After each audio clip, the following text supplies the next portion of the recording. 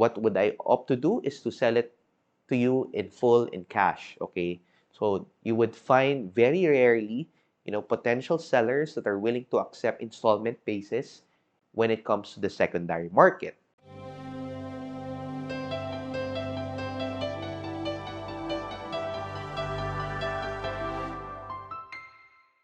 Hi guys, welcome back to the Property King. So for today's episode, we're going to discuss which should you buy, RFO or pre-selling? Okay, so this is a common question that we often get a lot, especially from our subscribers. We get it through our social media accounts and email as well. Ano nga bang mas maganda? Should you buy RFO, ready for occupancy, where the property is already available, you can live in it, you can rent it out, diba? May it be a condo or house and lot. Or should you opt for pre-selling, wherein it's still under construction, or still just a blueprint, you have to wait 5, 6, 7, or in some cases even up to 8 years before the property is turned over to you. Okay, so let's dive in deeper. What are the pros and cons of pre-selling and RFO? Okay, so let's start with RFO. With RFO, again, we touched this earlier. You can already live in it. You can already lease it out, diba?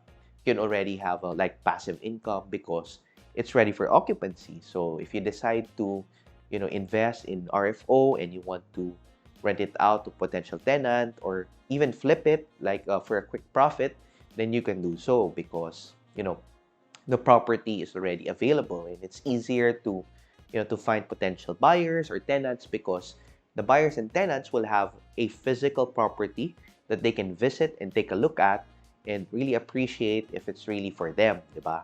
So it's easier to gauge like their interests and it's easier to generally, right? It's easier to find potential buyers or tenants for ready for occupancy properties, especially in the secondary market. Now, on the flip side, one of the disadvantage of RFO is in terms of financing. No? So in terms of financing, because it's ready for occupancy, normally you'd have to buy it in cash. Okay, so let's say, for example, I'm the first investor. I'm the one who bought the property from a developer on the pre-selling stage on the primary market. Okay, so I bought it for a lower price, but I waited for 5, 6, 7, 8 years. I paid the monthly amortizations up to the lump sum, got bank financing, or paid the balance in full. Okay, and now I'm selling it to you, the potential buyer, potential investor, right? What would I opt to do is to sell it to you in full in cash. Okay, so you would find very rarely potential sellers that are willing to accept installment basis when it comes to the secondary market. Okay, so that's the disadvantage if you're buying something RFO. Normally you would tend to find RFO properties on the secondary market, but there are some instances wherein developers still have inventory of ready for occupancy units in their inventory. Okay, so these are properties that probably weren't able to sell out during the time that they were pre-selling the project.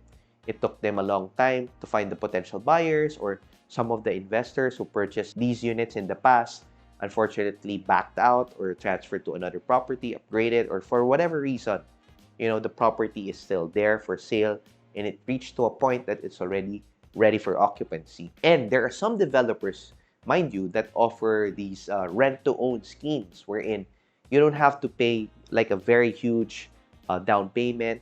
Sometimes they even give you an option to just pay 10%, 5%, then you can move in. You do the monthly amortizations, you have the contract to sell, okay, and then after an X number of years, you can then finance the property to the bank. That in itself is a very good deal right there because you have the best of both worlds wherein you're paying on an installment basis, but at the same time, you're already enjoying the fruits of the property being ready for occupancy because you're either living in it or you're leasing it out to a potential tenant. Okay, so you already enjoy the status of the property as ready for occupancy. In short, nagagamit mo na siya. Okay? So, the other side, when it comes to pre-selling, is that the good thing generally is that you can tend to pay in installments. Like what I've said earlier, sometimes you have to wait for 5 years, 6 years, 7 years, some cases even 8 years before the property is turned over to you. Okay? But the good thing about that is you can stretch your monthly amortization for that longer period of time. at zero interest, right? So you have lighter monthly payments, okay? So you can really plan out your finances well, seek the best property for you. And the good thing about the pre-selling is that by the time it's turned over, it's relatively new compared to the ready for occupancy ones, right? So these newer buildings would have better construction materials, more updated, better design. Because as we progress, developers tend to become better in terms of their developments. They learn from their past mistakes. They improve, on the amenities, on the master plan, the way the property is being laid out. They have efficient space. Okay, so generally as we progress, the developments become even better. So you would see this comparing to the properties that were built in the 90s, the 80s, compared to what we have now, the newer properties. Of course, the newer properties would tend to have better amenities, a nicer looking facade, better design, more cost efficient, energy efficient. Some even have smart home capabilities, right? So these are the things that you need to take into consideration when you're taking a look at the pre-selling condominiums, especially by the reputable developers, okay? But mind you, there's also a discrepancy in terms of pricing. Generally, the ready for occupancy units, especially those who were built in the past, like 5 or more years, 10 years before, compared to the pre-selling, would tend to have a little bit lower prices. And why is this? Because they were sold in the past for much cheaper prices, right? Imagine prices to 10 years ago. Today's what? 2022, right? So if you go back in 2012, the price per square meter would be a lot different. I would expect it to be less than half of what it is right now, okay?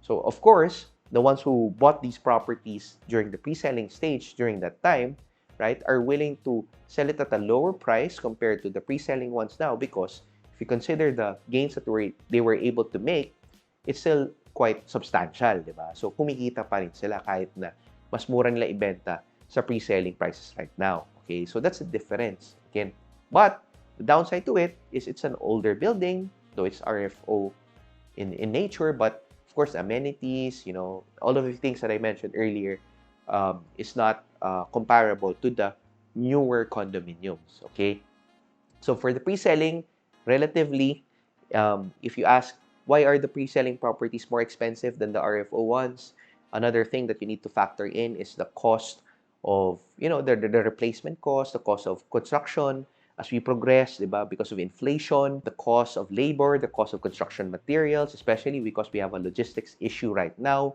Because of the pandemic, it's harder to import construction materials, taking it a longer time with fuel rising in terms of prices because of what's happening in Ukraine and in Russia right now. We're all affected, right? So construction is affected, logistics is affected, the raw materials that we need to construct these buildings are also affected. That's why developers would have to increase their prices, right? Even if it's still on the pre-selling stage. Otherwise, if they don't do so, then they might run out of business, right? Because if they're selling their properties at a loss, then it's not viable for business. They will have to answer to their shareholders, their stakeholders, right?